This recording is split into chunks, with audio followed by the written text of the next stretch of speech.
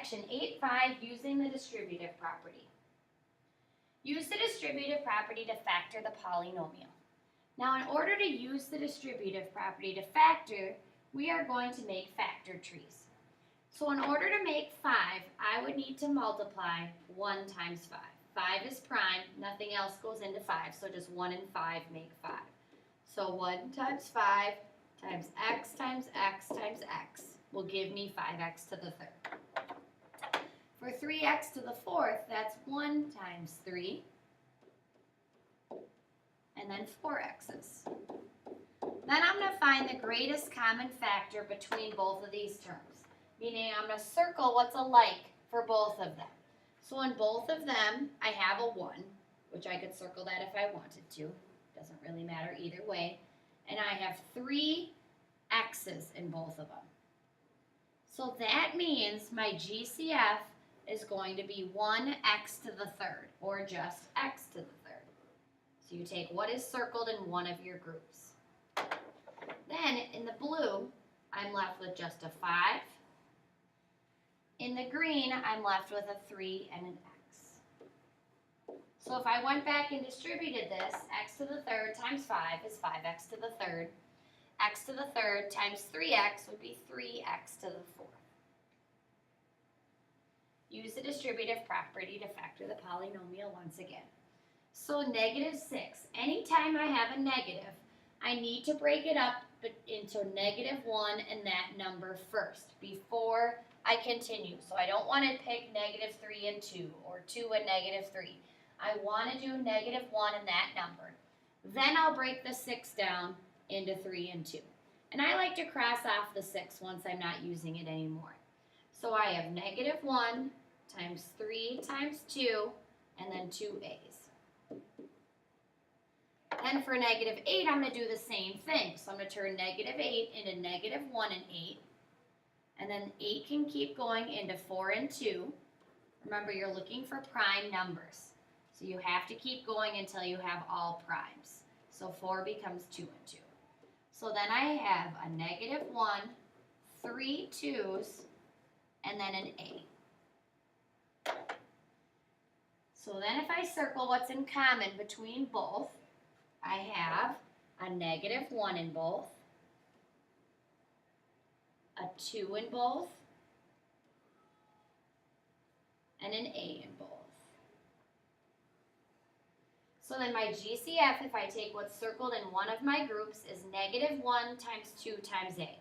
So -1 times 2 is -2, and then I'll write the a. And then what I'm left with in the first group is 3a.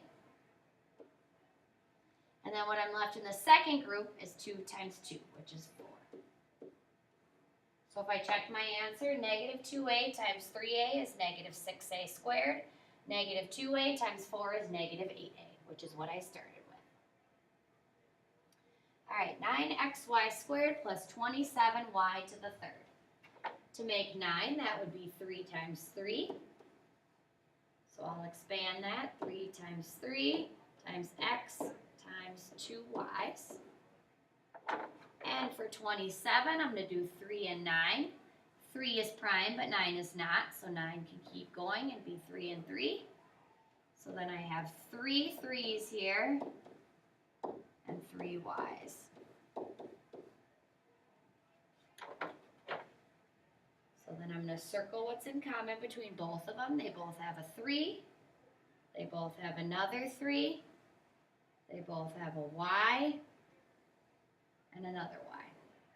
So then if I look at what's circled in one of my groups, it's 3 times 3 times y times y. So 3 times 3 is 9, and then y times y is y squared. So 9y squared is my GCF. Then what I'm left with in my first group is the x. What I'm left with in my second group is 3y. So there's my answer, 9y squared times x plus 3y. All right, now I have 3 terms, so I'm going to have to be a little bit more organized with this problem. 10 is 5 and 2, both of which are prime. So 5 times 2 and then y squared, so 2y's. negative 25, remember I have to go negative 1 and 25 first, then I'll go 5 and 5. So cross off 25 because that wasn't prime. Move this down a little bit so I have space. So then I have negative 1 times 5 times 5 times x times y, so don't forget the variables. And then for the last one is just 5, so 1 and 5. All right, so now I've got to look at what's in common between all three of these terms. So one thing is a 5 is in all of them. And that's it. That's the only thing that's in all three groups. So 5 is my GCF. Then what's left in my green group is 2 and 2 y's. So that would be 2y squared. What's left in my blue group? Negative 1 times 5, which is negative 5, an x and a y. And then what's left in my red group is 1x, or just x.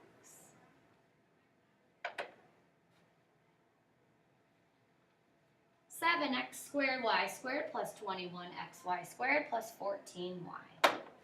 Again, three terms, so I have to be nice and organized. 7 would be 1 times 7. So I have 2 x's and 2 y's. 21 is 3 times 7. An x and 2 y's. And then 14 is 7 and 2. So nicely all primes on this one.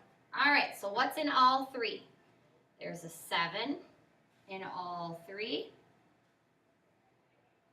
There is a y in all three. That is it. So 7y is my GCF. What's left in my blue group is 2 x's, so x squared and a y. What's left in my green group is 3xy. And what's left in my blue group is a 2. And that is it for 8-5.